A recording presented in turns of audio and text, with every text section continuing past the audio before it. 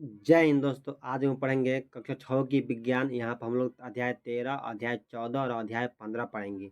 अगर आप इस चैनल पर नए हैं तो अपने दोस्तों के पास इस चैनल को शेयर कीजिए और चैनल को सब्सक्राइब कीजिए। अगर आप इस क्लास का पीडीएफ लेना चाहते हैं, डिस्क्रिप्शन लिंक में टेलीग्राम ग्रुप है, उस पर जाकर ज्वाइन कीजिए। चलिए पढ़ते हैं हम लोग। सबसे पहले पढ़ेंगे हम लोग प्रकाश के बारे में। प्रकाश स्रोत सूर्य से पहले दर्पण पर पड़ने वाली किरण आपतित किरण कहलाती है और दूसरे दर्पण पर डाली गई किरण को परावर्तित किरण कहते हैं। देखिए यहाँ पर हम लोग पढ़ते हैं। देखिए मान लें कि यह क्या हो गया, दर्पण हो गया। ठीक, तो जो यहाँ पर सबसे पहले जो किरण पड़ेगी दर्पण पर तो क्या हो जाएगी, वो हो जाएगी आपकी आपतित किरण। क्या हो जाएगी, आपतित किरण। और फिर यही किरण मतलब फिर इधर क्या है, परावर्तित होगी, मतलब जाएगी इधर से, तो क्या हो जाएगी, ये परावर्तित किरण होगी। मतलब ये हो जाएगा, ये आपतित किरण, ये हो जाएगी परावर्तित किरण हो जाएगी। और फिर इस पर एक लंब हम डालेंगे, अभिलंब डालेंगे, तो यहाँ जो कोण बनेगा उसको आपतन कोण कहेंगे, और यहाँ जो कोण बनेगा इसको हम परावर्तन कोण कहेंगे। इसको आर आई से डिनोट करते हैं, इसको आर से डिनोट करते हैं। फिर हम देखते हैं दर्पण में वस्तु का क्या बनता है। दर्पण में वस्तु का क्या बनता है, दर्पण में वस्तु का प्रतिबिंब बनता है। क्या बनता है दर्पण में वस्तु का, दर्पण में वस्तु का प्रतिबिंब बनता है। और प्रकाश कैसी कैसे गमन करता है, तो प्रकाश सीधी रेखा में हमेशा गमन करता है। तो क्वेश्चन पूछता है प्रकाश कैसे कैसे गमन करता है, तो सीधी रेखा में प्रकाश गमन करता है। फिर पढ़ेंगे जब किसी अपारदर्शी वस्तु को प्रकाश में रखते हैं तो वस्तु के दूसरी ओर प्रकाश नहीं जा पाता है, फलतः उस वस्तु अपनी तरह की आकृति बनाए, तो उसे क्या कहते हैं, छाया। जैसे नहीं क्या मतलब, मान ली कि कोई अगर वस्तु लेते हैं, मान ली कि कलम हो गई, क्या होगी, कलम होगी। और दूसरे अगर यहाँ पर इसका अगर प्रकाश आगे आगे नहीं जा पाएगी, इसका अगर प्रकाश यहाँ बन जाएगा यहाँ पर, तो क्या हो जाएगा, इसका छाया बन जाएगा। एकदम इस सेम ऐसा ही छाया बने, इसको क्या बनेगा, हम छाया कहते हैं। सेम इसी आकृति का। लकड़ी के टुकड़ा क्या है, तो आप पारदर्शी है। लकड़ी का टुकड़ा आप पर नहीं दे सकते हैं। और कांच का टुकड़ा क्या है, पारदर्शी है। कांच के टुकड़ा में आर पार दे सकते हैं। जिसमें वस्तु को हम आर पार दे सकते हैं उसे क्या कहते हैं, पारदर्शी कहते हैं। और जिसमें आर पार नहीं दे सकते अपारदर्शी कहते हैं। फिर पढ़ेंगे दीप्त वस्तु किसे कहते हैं। तो जो वस्तुएं स्वयं प्रकाश उत्सर्जित करती है उसे क्या कहते हैं, दीप्त वस्तु कहते हैं। जो स्वयं प्रकाश उत्सर्जित करती है उसे क्या कहते हैं, दीप्त वस्तु। जैसे सूर्य, तारे, जुगनी, विद्युत बल्ब, सब क्या है, दीप्त वस्तुएं हैं। फिर हम पढ़ेंगे दर्पण के बारे में। दर्पण कितने प्रकार के होते हैं, दर्पण दो प्रकार का होता है। कौन कौन, समतल दर्पण और गोलीय दर्पण। समतल दर्पण किसे कहेंगे, जिस दर्पण की परावर्तन सतह समतल होती है। कैसी होती है, समतल होती है। और इसका उपयोग किसमें, घरों में चेहरे देखने के लिए किया जाता है। जैसे यहाँ पर ये देखिए, हम लेते हैं, ये कैसी हो गई, ये अगर समतल है तो यहाँ पर क्या हो जाएगा, समतल दर्पण हो जाएगा। इसके घरों में उपयोग हम लोग करते हैं चेहरा देखने के लिए। फिर पढ़ेंगे गोलीय दर्पण किसे कहते हैं। तो गोलीय दर्पण के बारे में पढ़ेंगे। गोलीय दर्पण कांच के खोखले गोलों का भाग होता है और जिसकी एक सतह पर पॉलिश की जाती है। यह दो प्रकार के होते हैं। जैसे गोलीय दर्पण पढ़ते हैं, देखिए गोलीय दर्पण हम यहाँ पर बोलते हैं हम लोग, ये क्या हो गई, एक प्रकार की गोलीय दर्पण हो गई। यहाँ पर गोलीय दर्पण हो गई, इसी को पढ़ते हैं हम लोग, ये का गोलीय दर्पण हो गई। और इसके एक भाग क्या होता है, सॉरी ये तो लेंस हो गया ना। गोलीय दर्पण में यही से देखिए, यहाँ पर ये इस तरह से लेंगे। गोलीय दर्पण हो गया, इस प्रकार का अवतल दर्पण हो गया। ये हो गया, क्या हो गया, उत्तल दर्पण हो गया। तो इस प्रकार का एक सतह क्या है, एक सतह पॉलिश किया हुआ है, ऐसे गोलीय दर्पण होता है। ये कितने प्रकार होता है, दो प्रकार का। कौन कौन, एक अवतल दर्पण होता है तो एक उत्तल दर्पण होता है। फिर पढ़ेंगे हम लोग सूची छिद्र कैमरा, पिन होल कैमरा क्या कहलाता है। तो सूची छिद्र प्रतिबिंब तब संभव है जब प्रकाश केवल सरल रेखा में गमन करे। प्रकाश जब सरल रेखा में गमन करेगा तो कैसा कमरा है, तो इसको क्या कहेंगे, सूची छिद्र कमरा कहेंगे। फिर हम लोग नेक्स्ट पढ़ेंगे अध्याय 14।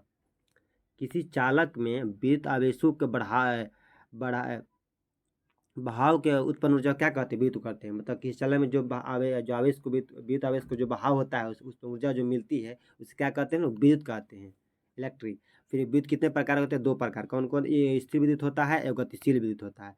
स्थिर विद्युत में क्या पढ़ेंगे, स्थिर विद्युत में स्थिर विद्युत आवेश के रूप में होता है और इसे अधिक मात्रा में उत्पन्न नहीं कर सकते हैं। जो स्थिर विद्युत आवेश होता है जो इसे अधिक अधिक मात्रा में उत्पन्न नहीं कर सकते हैं, और ये किस में होता है, तो स्थिर स्थिर स्थिति में होता है।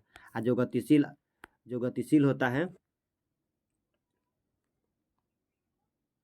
एक मिनट, हाँ फिर जो ये गतिशील होता है वो क्या है, गतिशील विद्युत का उत्पादन बहुत अधिक मात्रा में किया जा सकता है और उसमें गति होती है। फिर पढ़ेंगे हम लोग विद्युत सेल के बारे में, विद्युत सेल क्या होता है, तो विद्युत सेल के बारे में पढ़ेंगे। तो धनात्मक और ऋणात्मक, धनात्मक क्या होता है, विद्युत सेल में धातु के टॉपिक धनात्मक सिरा कहलाता है, जो धातु के जिसमें धातु के टॉपिक क्या धनात्मक सिरा कहलाता है, और जो धातु का डिस्क होता है उसका ऋणात्मक सिरा कहलाता है।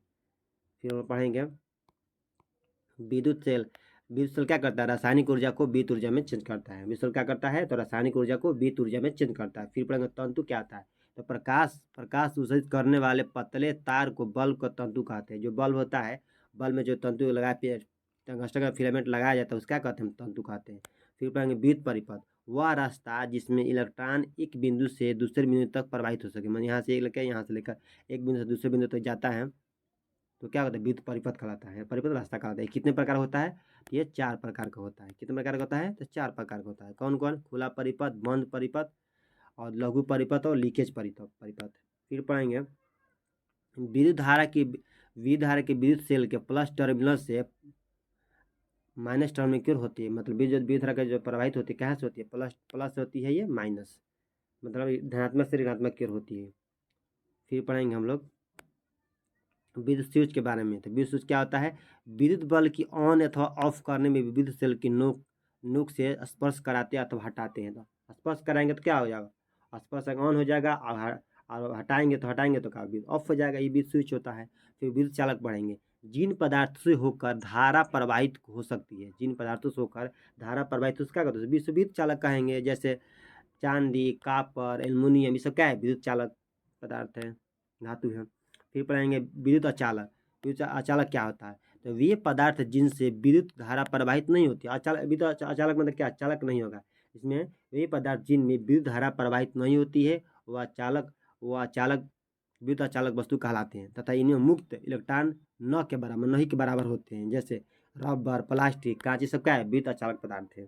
फिर विद्युत रोधक क्या किसे कहते हैं, तो जिन पदार्थों से होकर धारा प्रवाहित नहीं हो सकती, या वे पदार्थ जो विद्युत के चालन में रोधक यानी बाधा डालते हैं उसे क्या कहते हैं, हम विद्युत रोधक पदार्थ कहते हैं। जैसे लकड़ी, रबर, कांच, कागज, इकाई, वायु, ये सब क्या है, विद्युत रोधक पदार्थ है। फिर पढ़ेंगे बल्ब का आविष्कार कौन किए थे, थॉमस अल्वा एडिसन। कौन किया था बल्ब का आविष्कार, थॉमस अल्वा एडिसन। विद्युत बल्ब का आविष्कार कौन किए थे, थॉमस अल्वा एडिसन। फिर पढ़ेंगे आजकल के बल्ब में फिलामेंट जो कुंडली होती है वो किसकी बनी होती है, तो टंगस्टन के। किसकी बनी होती है, टंगस्टन। एक टंगस्टन का बहुत फेमस खदान है, कहाँ पर, देगाना कहाँ पड़ता है, राजस्थान में, वहाँ पर मिलता है टंगस्टन। फिर पढ़ेंगे अध्याय 15 हम लोग पढ़ेंगे, आज से लगभग 25 वर्ष पहले, कितने 2500 वर्ष पहले यूनान में क्रीट नाम के द्वीप पर, कहाँ पर, क्रीट नाम के द्वीप पर एक बूढ़ा चरवाहा, मतलब जो गड़रिया था वो भेड़ों चराता था, उसको मतलब एक पत्थर मिला था जिसका नाम क्या था, मैग्नस था। इसका नाम क्या था, मैग्नस था।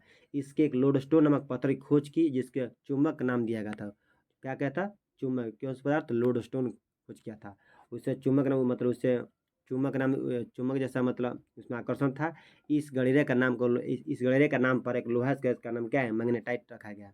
इसका नाम था मैग्नस, इसलिए क्या नाम रख दिया था, लोहा का इसका नाम मैग्नेटाइट रखा गया था। वो कहाँ का था, यूनान का था। इन्हीं सबसे पहले खोज की थी चुंबक की। फिर पढ़ेंगे चुंबक के बारे में। चुंबक एक ऐसा पदार्थ है जो लोहा और चुंबकीय पदार्थों को अपनी ओर आकर्षित करता है। क्या करता है, लोहा और चुंबकीय पदार्थों को अपने क्या करता है, आकर्षित करता है। उसे क्या कहते हैं, हम चुंबक कहते हैं। फिर पढ़ेंगे प्राकृतिक चुंबक क्या होता है, तो प्राकृतिक चुंबक होता है प्रकृति में पाए जाने वाले चुंबक को प्राकृतिक चुंबक कहते हैं। जो प्रकृति में पाया जाएगा उसको हम प्रकृति में पाए जाने वाले चुंबक का क्या कहते हैं, प्राकृतिक चुंबक कहते हैं। जैसे प्राकृतिक चुंबक एग्जाम्पल कौन था, मैग्नेटाइट है, क्या है, मैग्नेटाइट प्राकृतिक चुंबक है। फिर पढ़ेंगे हम कृत्रिम चुंबक क्या होता है, तो लोहे के टुकड़े से बनाए जाने वाले चुंबक को कृत्रिम चुंबक कहते हैं। जो भी लोहा के टुकड़ा से जो भी चुंबक बनाया जाएगा उसे क्या कहेंगे हम, कृत्रिम चुंबक कहेंगे। और जो प्रकृति में पाया जाएगा चुंबक उसे प्राकृतिक चुंबक कहेंगे। जैसे लोहे के जैसे कृत्रिम चुंबक में एग्जाम्पल में लेंगे कौन कौन है, जैसे छड़ चुंबक, नाल चुंबक, गोल चुंबक, ये सब क्या है, कृत्रिम चुंबक। ये सब क्या, लोहे के टुकड़े से सब बनाए जाते हैं। फिर हम पढ़ेंगे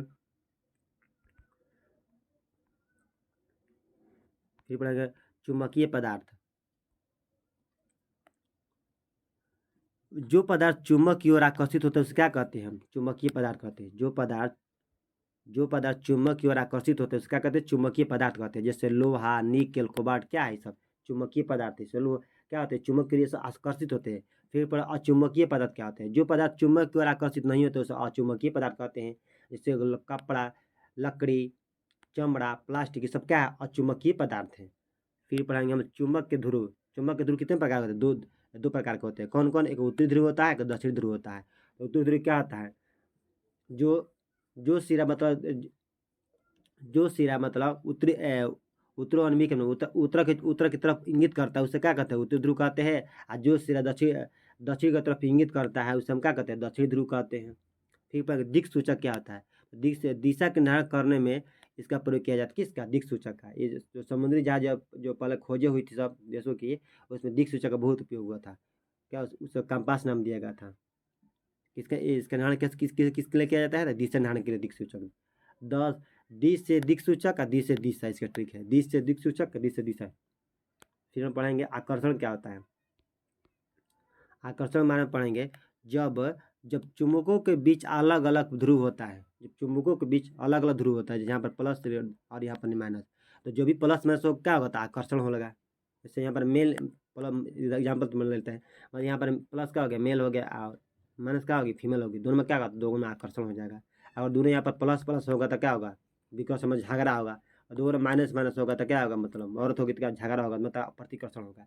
तो दोनों का पुरुष और माइनस रहेगा, सॉरी प्लस और माइनस रहेगा तो क्या होगा, इसमें इसमें आपका प्लस और माइनस रहेगा तो क्या होगा, प्लस और माइनस रहेगा तो इसमें क्या होगा, आकर्षण होगा।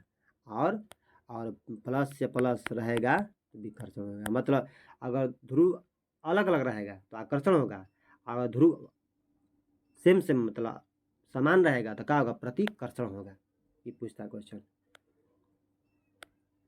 जय हिंद। फिर मिलते हैं हम लोग नेक्स्ट वीडियो में।